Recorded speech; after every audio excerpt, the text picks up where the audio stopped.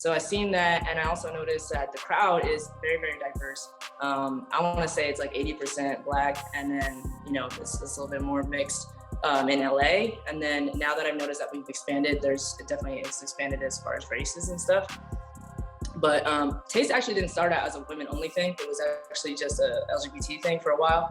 But we noticed after a while, it started getting complicated with men coming in and like people taking advantage of that, and especially men taking advantage of that space and being like, oh, this is where women really have fun, because that's exactly what we do. We provide a safe space for women now. What's up, everybody, and welcome to the Queerly Blax Show.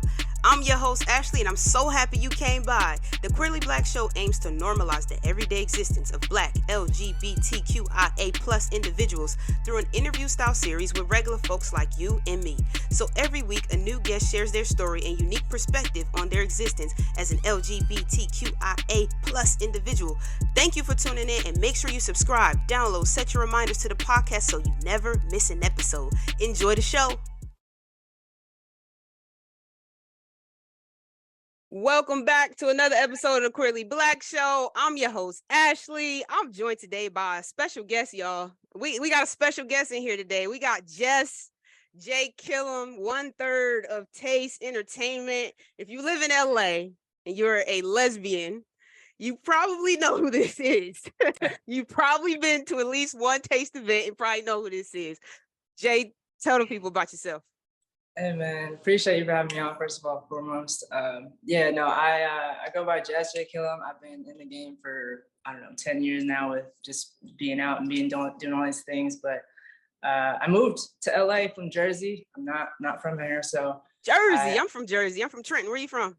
Really? Oh yeah. Shit, I'm from Atlantic City area, so I'm south. Hey, that's what's up. So at 18, I had the opportunity to move out to California to study film. I did that, came out here and started my journey being in the community. And then after that, I started getting more involved. I actually moved back to the East Coast and I U-hauled. I did this whole thing. It was a process. But then I realized I need to be back on the West Coast to make my dreams come true, which was something I wasn't really sure about. I just knew I needed to be immersed in the community because I'm so passionate about it. Being someone who came out late in life, and I knew I needed to be more of a voice, and I have a lot to say, and I have a lot of passion about people who just don't feel like they can be themselves. So meeting DJ P Nasty, who is the founder of Taste Entertainment at Crave. I don't know if you know about Crave. It's like a lesbian festival here in Palm Springs. Haven't had that in a minute, but I went to the last one they had, and I packed my shit in my new car, drove across the country 5 days before Crave, dropped everything off basically, and then just went to Palm Springs, and I was like, let's go. I went by myself. And I just met everybody, and I made sure I met P, and I was actually on the stage with them and everything. So after that, I told her I can do video for her. I can make her videos look a lot better. And it actually worked out really well because at the time her videographer was being a little shaky. So I came in the picture really well. And I told her, I was like, you could do so much more with your brand. Let's talk. So I did one video for her, one of her events, and she loved it. And I had like very little equipment. I was still like rebranding myself. So I was like trying my best, but I did pretty decent. And then it just kind of expanded from there. Now we're at the point where we're 4 years down in our relationship with Taste and our relationship as business partners. And we just expanded and exploded this business to the point where we were just in Boston Saturday, and we just had 2,000 plus queer people in the building. Like, it was amazing. So it's just been a huge process, and it's just been amazing to be a part of it. Yeah, man. I've been to a couple of Taste events. I think what y'all are doing is amazing, man. It's cool because, for me, the biggest thing is that there's still people who value meeting people organically. And, when you're queer, it's hard to be to do that because you're mostly meeting people in straight places. So unless somebody like give you the head nod or the look, you don't even really know what's up, but exactly. you for the most part, you go to a Taste event, and it's like you had an opportunity to be like, okay, this is a safe space for me to like really, be able to meet people that I can pretty much assume are, queer. And so I think that's super dope. But I definitely want to talk about your journey. I want to go all the way back to the beginning. But before we do that, I stalked your Instagram like I do everybody's. And there was a particular post that you had, Smasher Pass. Oh And boy. you know, you was a little hard on the ladies. You was a little tough I on was the a little tough. ladies. And in the comments, they showed it because everybody was Yeah, like, wait, what? I know. So I mean, I don't know if you need to explain yourself or what, but I'm gonna give you an opportunity to redeem yourself today. All right. We're gonna do another All right. game of Smasher Pass. So do we need to talk about the first Smasher Pass yet? We can talk about it.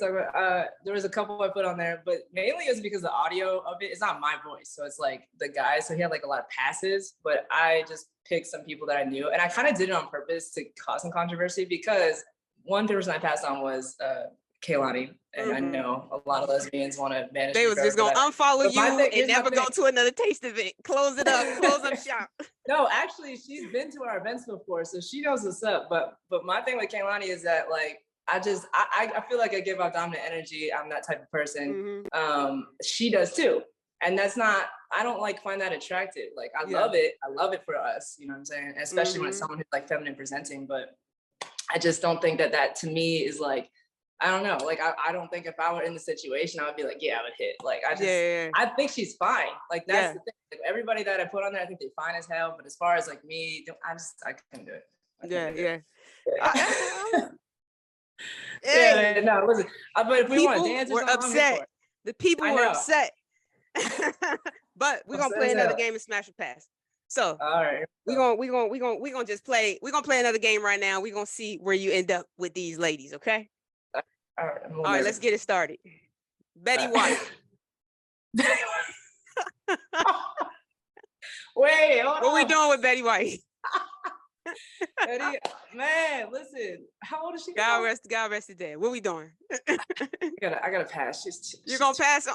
Too old. Betty, I should have showed you how she looked when she was 20 something. You'd have been like, oh, you know what? I might hit. We talk about now though, aren't we? Right? Yeah. I mean, you know, Naomi Campbell. Oh, Smash. Absolutely. Yeah.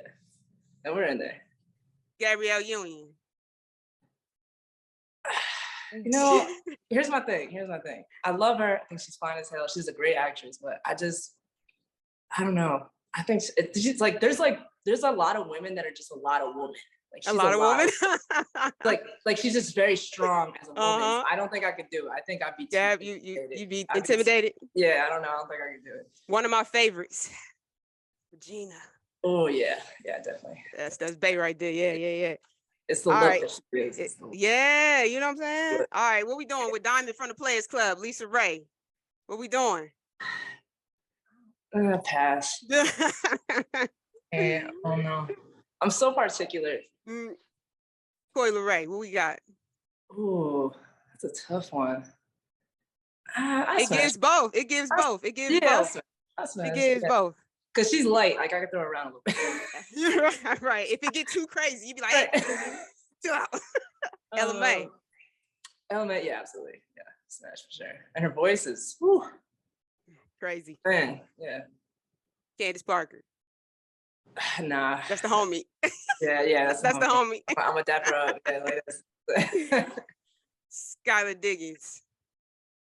Oh, she's ripped too. Damn. Yeah, she's pregnant right now, but I gotta pass. Yeah. Pass on Skylar? Yeah, I know. I'm very particular.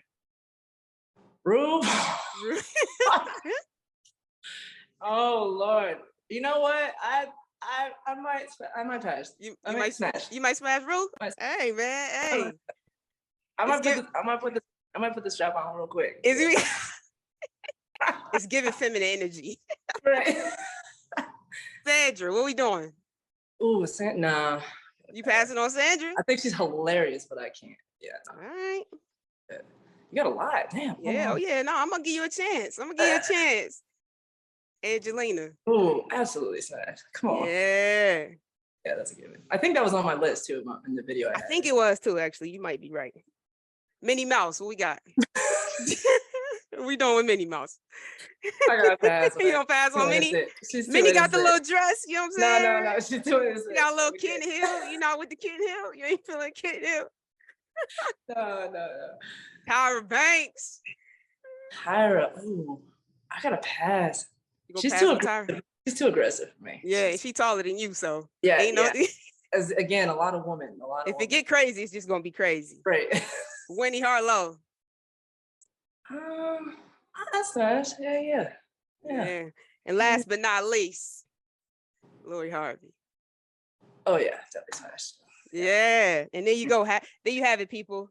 She's not passing on everybody, guys. Yeah, see, no. It was like I gotta defend myself the audio because it was a lot of passes in the audio. You know what I'm saying? Yeah, so now y'all know. I gotta put this in there or something. Yeah, you gotta take this piece right here. Just be like, see y'all, look, it's not me. It wasn't me. Don't come for me. Don't come for me. Right. Dope, man. Okay, well, good. We've got that out the way. You've redeemed yourself. Cool. All right, cool. All is well in the lesbian community. We're good. How do I align with you on those? You see eye to eye on those? Yeah, no, I think we're good. All right, cool. Because I'm not none of the homies. I'm not smashing none of the homies. No. Yeah. Betty White, that's just, just can't do it. Yeah, I think we good. Because the feminine energy is my thing too. I like the feminine energy. I don't really too much of the, muscle and be around. It's gotta be a balance. It's gotta be a balance.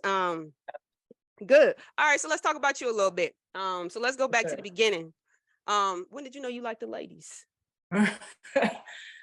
So my story is that I was out here studying school and I was on Instagram and this girl was in my DMs and my comments, like heart eyes and stuff. And I was so deep in the closet because I knew when I was like young. And I think because of the responses of my parents and everything, it just kind of like made me kind of put it away.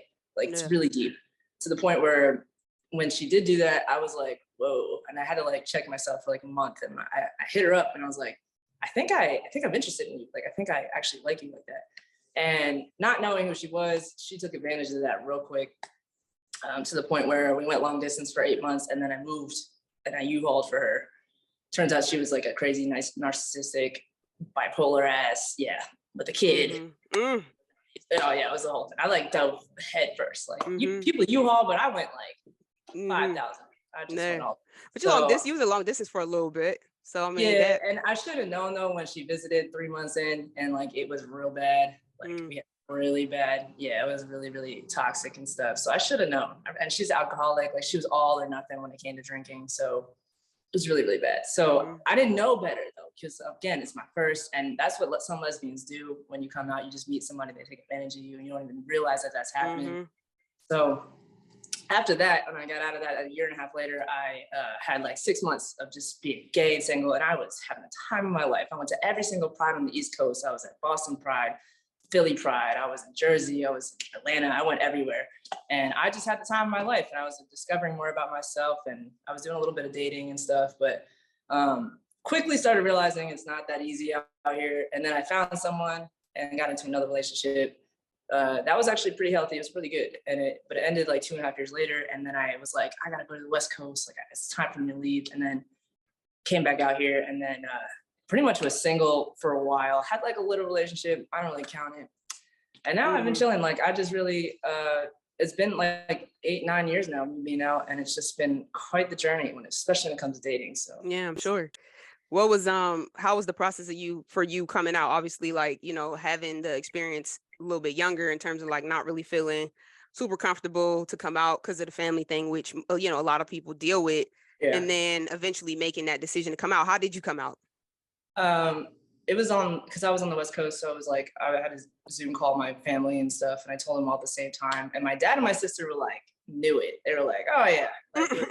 And I was like, damn, I didn't even know. They didn't tell me nothing. So when I told my mom, she kind of got quiet, and then I think it just took her a while.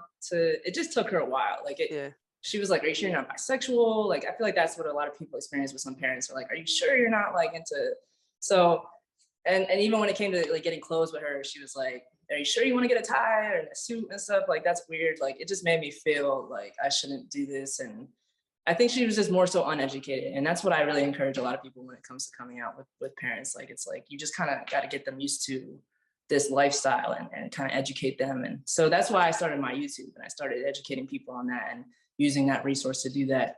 So it took a while, but now, ever since, we've been really, really good. And she's beyond amazing about it. And everybody in my life is. And I don't have anybody in my life who doesn't accept that or anything. I don't have any of that energy around me. So yeah, for sure. I can imagine. for you now, obviously been single for a while, what does dating look like for you? Like, how do you go about, deciding like, okay, yeah, I want to take this person serious, or like, I don't know about this, or, how do you go about making those decisions?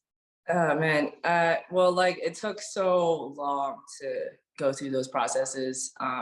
And I think the more days I went on, the more I had like a checklist, and I started developing that and like realizing what I liked and what I didn't like.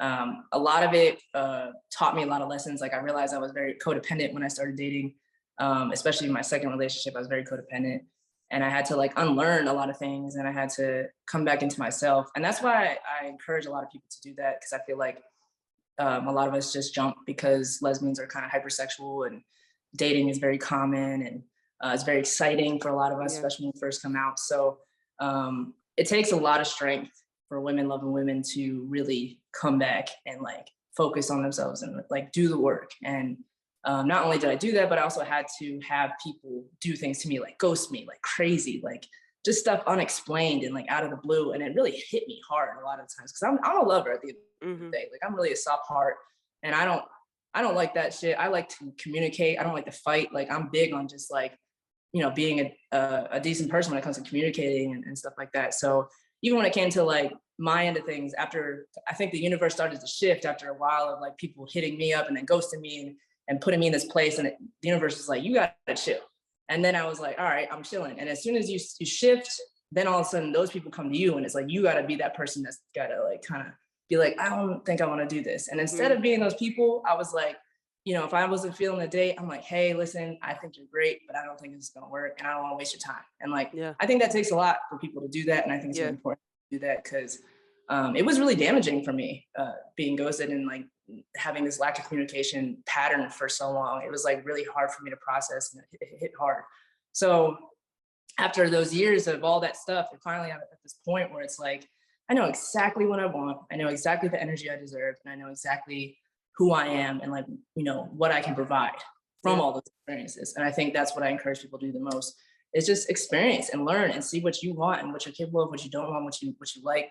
And now I know that I need someone that can communicate really well. I need someone that can really, hold it down, and I can, who will receive that from me too. Like I would give that to some people, but they don't even receive it properly. Like they don't even take it. And like, especially when it comes to my career, my artistry, what I do in life, I really want to feel like I'm supported and encouraged all the time. And I just want consistency. I want to be able to trust you. And I also want to be able to see eye to eye as far as career. And I got to be attracted to you. That's like a big thing. Yeah, too, so. absolutely, absolutely.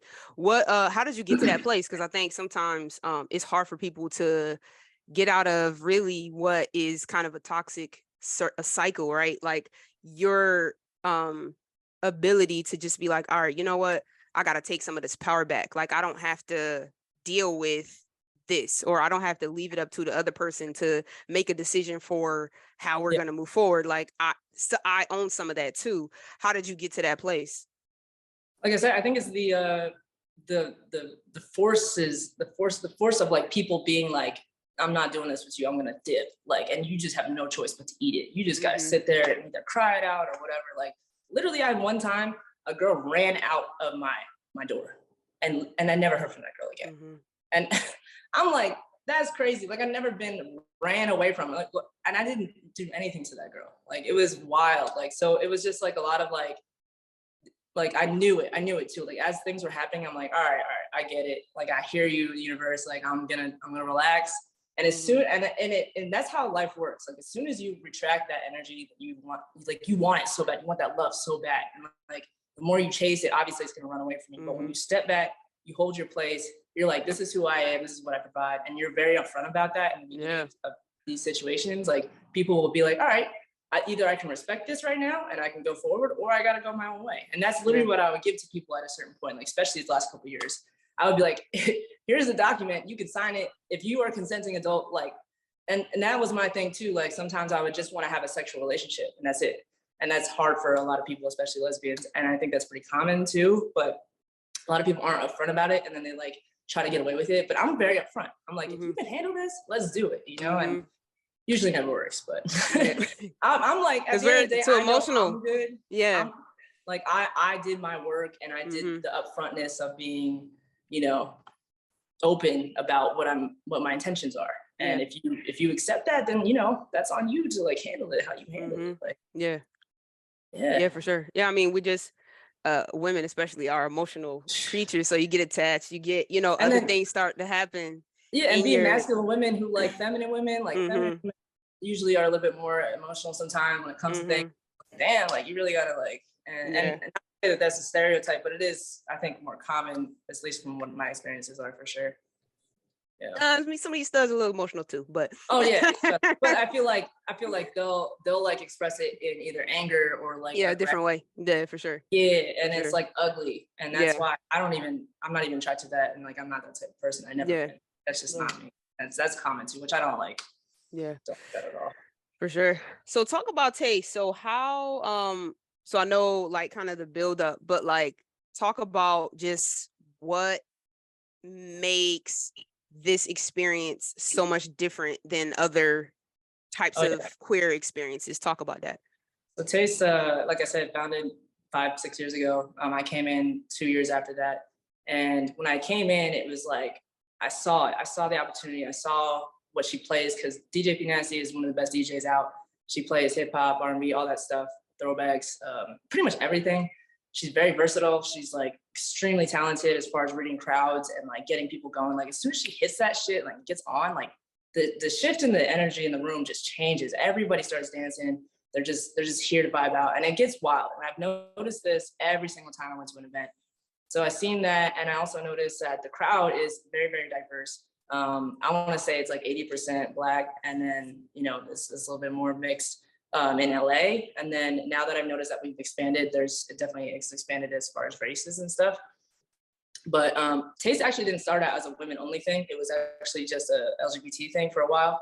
But we noticed after a while, it started getting complicated with men coming in and like people taking advantage of that, and especially men taking advantage of that space and being like, oh, this is where women really have fun. Because that's exactly what we do. We provide a safe space for women now, because it can get so liberating for women, and it can be so fun, and being in that space is so unique. It's like literally the only thing that exists in this world, because there's plenty of entertainment companies in LA and in the world, but they don't do what we do. Like they might have a similar crowd, but they might not have the best music. They might have a whiter crowd, but they might have decent music. But we have literally the best music, and we have the best fucking crowd. And it's like just the best time. And everybody that comes usually just has like an amazing experience, and they meet tons of people. It gives people an opportunity to have a community. And like, especially in LA, when we have events out here, people, the same kind of people come, and like it's like all our friends, and they all know each other and stuff. And of course things can get kind of dramatic sometimes, but at the end of the day, we built this over the years, and people started talking about it. And my position was to add the media component to it, and the social media aspect, and talking about it. And I started adding interviews, and I interviewed our crowd and stuff, and that gave people a chance to see like who the crowd really is, and like what they like, how they sound, and how happy they are, and what their experiences are. And I think that really helped broaden our thing and exploded us on TikTok. And then it just kept expanding with more people talking about it. And now that we're on a tour this year, like we're actually hitting up different cities, and people are talking about it, and they want us in their city. So now we're just expanding. And every city we go to, like example, we were just in Boston, it was a lot more diverse as far as a crowd. I think it was definitely more white heavy, but that's just because of the area. And it just shows that we can do that anywhere. Like we have a very versatile crowd and experience and talent that we can just take anywhere we go in any city. And we're just trying to keep expanding. So it's literally so unique, and I can't preach that enough. And if anybody has seen videos, they might feel like they experienced it, but you have to come and experience it, because it's literally once in a lifetime experience for most women. And it's not just gay women, it's literally any woman. And most of them have sexual awakenings when they come. So it's a great time. And especially if you're curious or you just want to make friends, it's literally the best place to go. Yeah, no, it's definitely a great experience. I've been to at least 2 of your events, and they've definitely been awesome. So I think that what y'all are doing is pretty dope. Talk about what people can expect from Taste coming up. Okay. Well, like I said, we're trying to tour more this year. So we hit Boston, we hit San Francisco. We're talking about Vegas, San Diego, possibly Chicago, possibly Florida, possibly New York. So like we're literally trying to hit as many cities as we can this year and continue to do that. My vision of us maybe 5 years down the road is to be doing stadiums, like big places where I don't know if you've ever seen R&B Only, that group out there. They kind of do that same thing. It's not like a performer or anything. It's like you just go to buy. And but the space is like that many people massive there. And it's like the best kind of crowd. So if we could start to really not only expand our crowd and our areas, but also our business and like sponsors and people we work with, as well as set up crews and just a stronger team and more exposure and more respect. Because one of the things that we struggle with the most is having respect when it comes to our business, especially with these venue owners and people just around the space of like creating this. Because I don't think a lot of people realize how hard it is to do it, especially to find a space, put down deposits. And P is doing this all by herself. There's nobody backing us. There's no like bigger company supporting this yet. And it has been a lot harder for us, especially with the crowd that we have and the space we provide and just the energy we come with. Like we literally get aggression from these men that are venue owners all the time. And we just have a lot of negativity and doubtful energy when it comes to what we do. And then as soon as we do it, they're like, oh, we want you back. Oh, what's next? Like, and it's always like, it always happens that way. And it's because they doubt us, especially when it comes to women. They just don't think that women have money like that. They don't think they're profitable. And that's why they always add men to spaces, because they're like, that's the people that have money. And it's time for change. Like we have changed, and people, especially women, will come in droves and have the money to support it and make it work. And we've made it for 5+ years now. So it's just a living example. And there's a lot of people around the world that are starting to notice and try to do the same thing. So we're starting to inspire people and pass them forward. Yeah, no, it's dope, man. It's super dope. And that fight, unfortunately, just, being queer is just, man, it's the game. Like we're the bottom of the barrel. We're like literally the last of the what needs to be noticed. And that to me is wild, because we are literally one of the funnest and most accepting types of groups. But also the inspiration for most things. Like if you like look at designers, you look at like, I mean, all like every space, like creative space, queer people dominate, so, but it's beneficial for them to keep it in the back until it can be tokenized for something. So, y'all keep doing y'all thing and keep fighting. So, you talked about Boston. You was, you know what I'm saying? You was, you was moving, dancing and vibing out on some chicks in Boston. Talk about becoming a performer, in this space. We were in Boston. That was the biggest crowd I've ever done, 2,000+ people.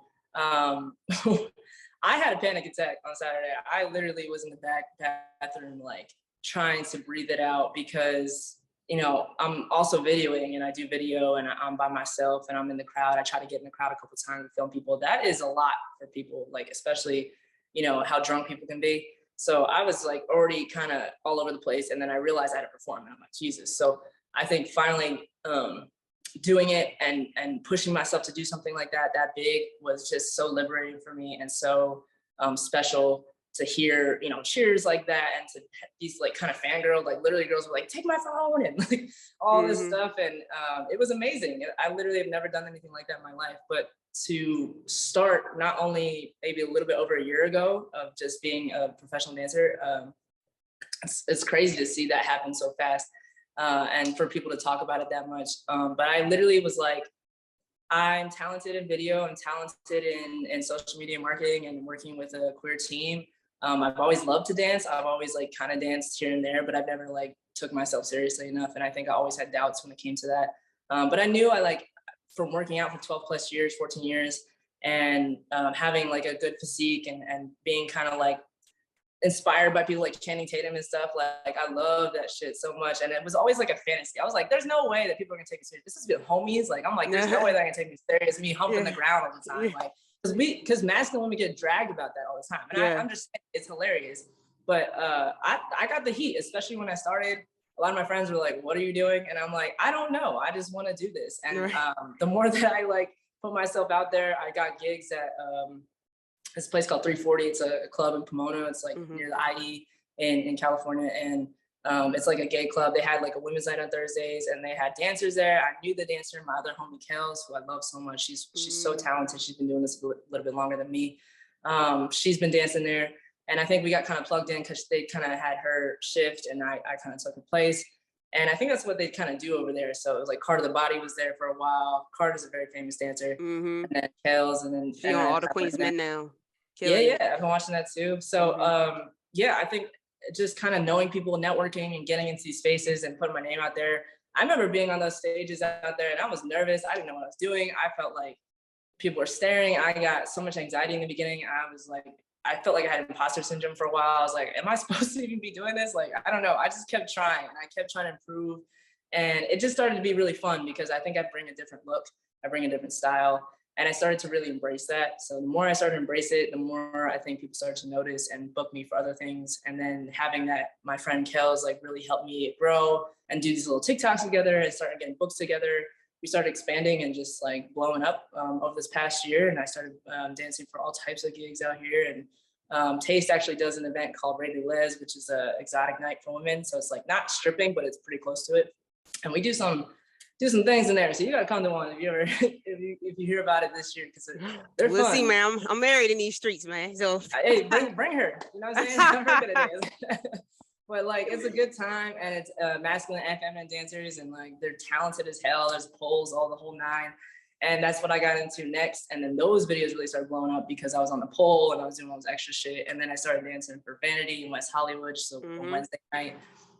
So yeah, I think because I had a lot of resources going into it, it helped because people already knew my name and they're like, oh, okay, you know, it's something we can add you into. And it helped a lot. And now I'm in a position where I put people on. And that's my overall goal when it comes to everything that I do. I just want to pass it forward. I want to make sure everybody in my circle is eating and everybody who is inspired by what I do is also has resources and has abilities to be able to do what I do too. Because it is possible. Like you don't have to have a 9-to-5 to live this life and being gay, and you can be immersed in the community and also live off of that community, like and those finances as well. So yeah, now I'm at a point where I'm doing that. And in Boston, I had an idea where I was like, I'm gonna come out to the weekend and it's something a little different because I usually come out to something super sexy, and I was like, let me try to do something dark. So I did that, and then I shifted it to Chris Brown, and I brought 2 girls on stage with 2 chairs facing each other. I didn't post this clip yet. But yeah, I was like, let me do that. And then I just did a whole dance with them and I poured a water bottle on my head at the end and I sprayed in the audience and I was like, I don't know. Like put it out there. I think I'm still trying to get into the rhythm of being super, super confident when it comes to it. Yeah. Especially being solo, because I'm definitely more confident with my partner, Kales. But it's an adventure and it's really, really exciting and thrilling to do that, especially for 2000. That was insane. It's lit, man. That's lit. I think, you know, first of all, obviously, congrats on everything that you're doing. Just keep obviously inspiring and just being a leader in this space of being queer and happy and proud of who you are. Give one piece of advice to somebody who might be struggling with their own journey. One piece of advice. I think what I said earlier when I was talking about dating, I really feel it's important to just come into yourself. And if you don't know what that is, you have to experience. You have to go out and venture into this world and put yourself in uncomfortable spaces. And I actually grew up being depressed and anxiety induced all the time. Like I couldn't do it. And I realized you can unlearn those things and you can teach yourself how to be kind of a people person. And even though I don't identify as being an extrovert, I still feel like I can shift really well and not be anxious in crazy crowds like 2,000 people, and I can be fine. I can be cool. And having tools that you built through those experiences will help you get to meet the right people, will help you show you what you're capable of and your capabilities and how strong you really can be as a person. And also will just put you in a place where you feel confident enough to be like, I know what I want, I know what I like, and I know what I don't like.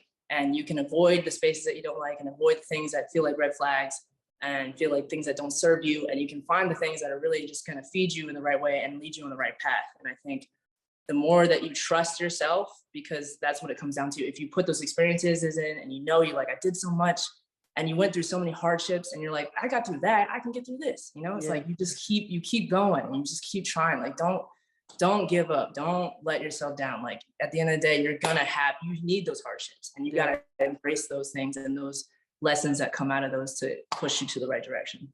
Absolutely. Absolutely. Tell the people where they can find you. Oh, JKillEm on everything: TikTok, Instagram, YouTube, and then JKillEm Shots is my production page.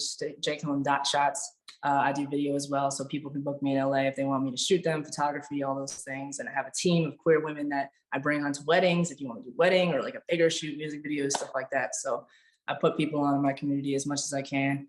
And yeah, I go live sometimes on my things too, and I really just try to be a voice sometimes. So that's what I'm on. Dope, man. Y'all go follow her. Dope. I'm so glad you came. I think you know, this community is just it's a dope community. And I'm excited for this year. I'm excited for 2023, everything that's coming. Excited to see what you continue to do, what Taste continue to do. And I think it's just gonna be it's lit. It's lit out here, man. And you too, man. I gotta give you your flowers for doing this. I saw your, the history of this and how much it's grown, and the fact that you got Jessica and them on here, like, that's amazing. So, just keep pushing. I really feel like more podcasts like this need to exist, and the fact that you're putting people on just to put people on is huge. So keep doing it, bro. So I give you the same respect back, and I really appreciate you having me on. Absolutely, man. I appreciate that. And so y'all go follow her. Thank you, man. Y'all already know. My name is Ashley Harris. This is another episode of the Queerly Blax Show. I'm gonna catch y'all on the next one. Peace.